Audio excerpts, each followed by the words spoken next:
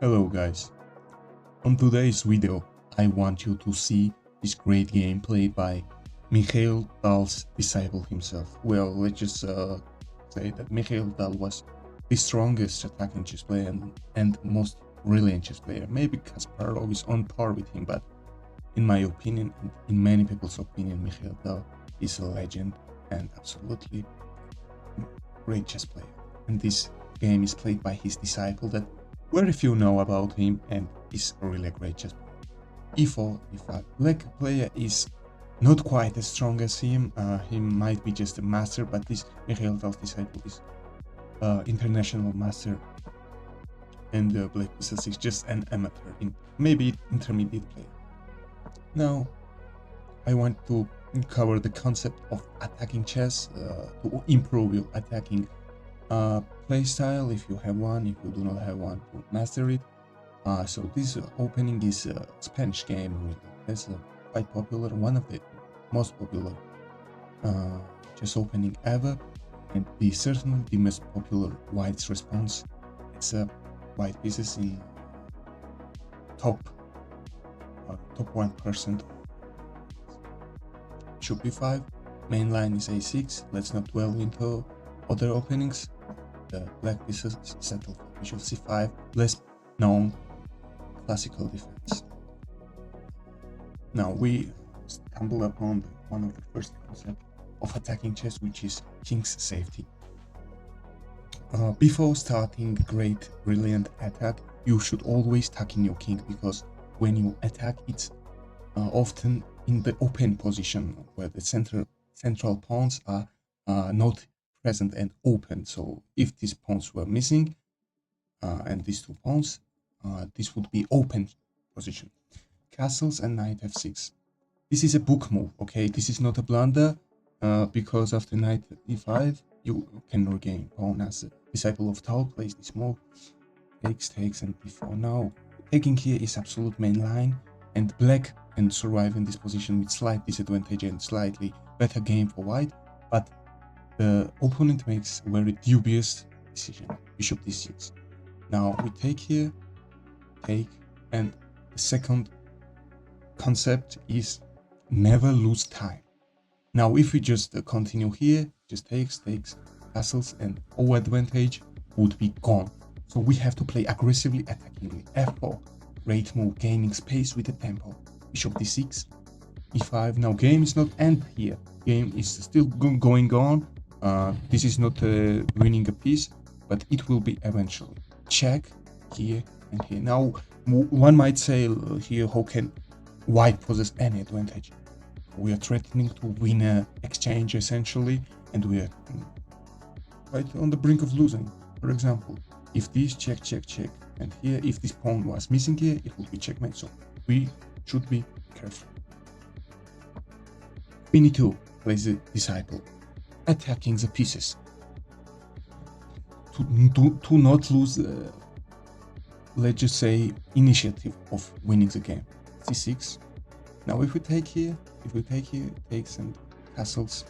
Afterwards we do not have any attack, so bishop d3, really strong move, attacking the knight. The knight has no square, it is absolutely forced to give up itself for a rook and the bishop. Take this, and opponent castles. Now here, of course, we can do many sorts of things like f5, bishop here, knight here, but let's just keep it simple.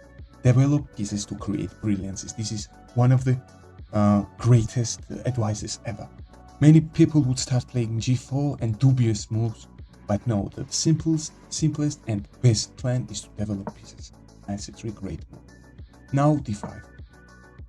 And here, another great move. Now, many players would start playing some stupid moves like bishop d2. Just no, we have to develop pieces with aggressive intentions. But here we cannot quite literally develop bishop with a great attack. For example, g3, bishop g2 would seem nice on paper, but this is losing mate. This bishop would get out, maybe here it would be greatly placed. So the great disciple plays f5. By the way, the revealing of the name of the white pieces will be at the end of the video. Here, f5.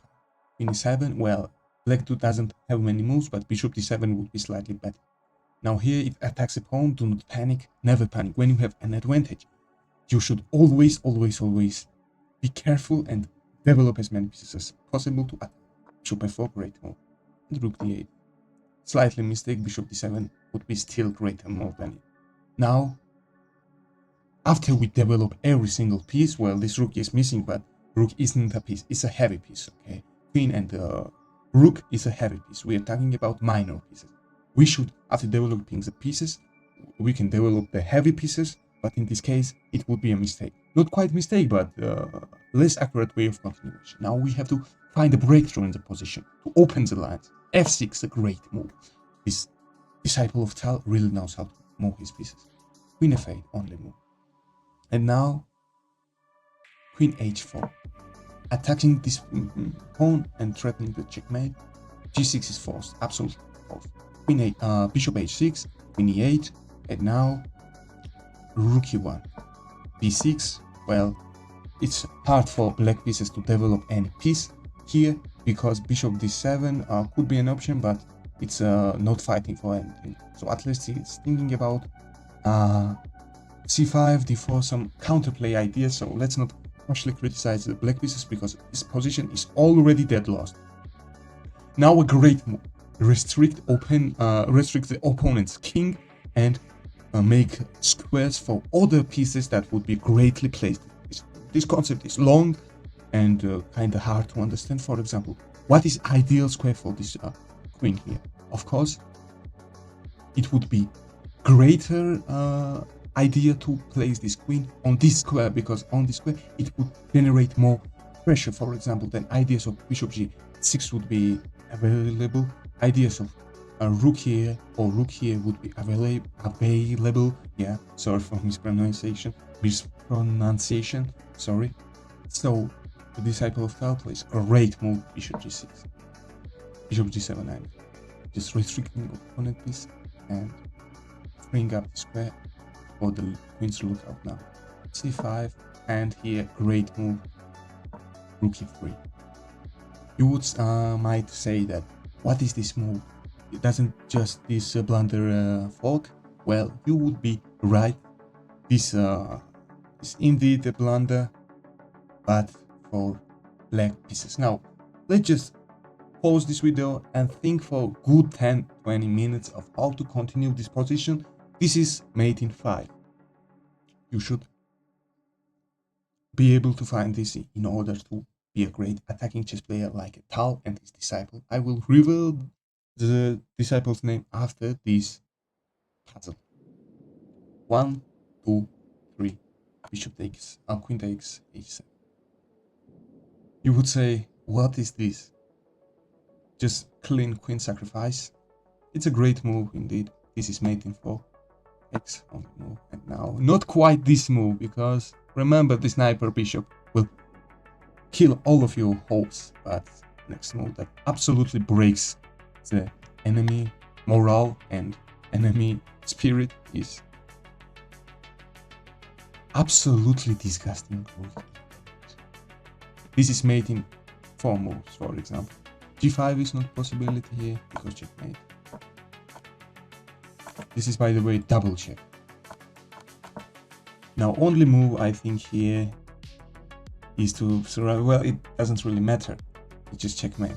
I hope you enjoyed this, and the name of Mikhail Tal's disciple is no more and no less than me. This game was played by me in a tournament, not so well-known tournament. I hope you enjoyed it. I hope these concepts will be helpful in your chess journey to attack like my great predecessor Mikhail. Well, farewell, and I hope you will improve in chess.